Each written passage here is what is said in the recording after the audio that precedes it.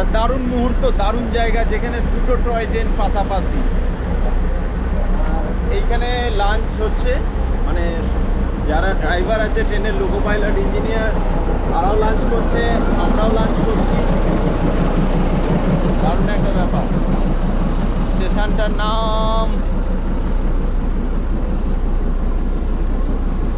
Darjeeling Himalayan railway. Thank you for visiting.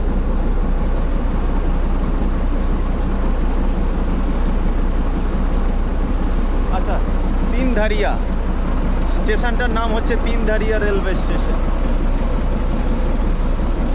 এখানে লেখা আছে তিনধারিয়া।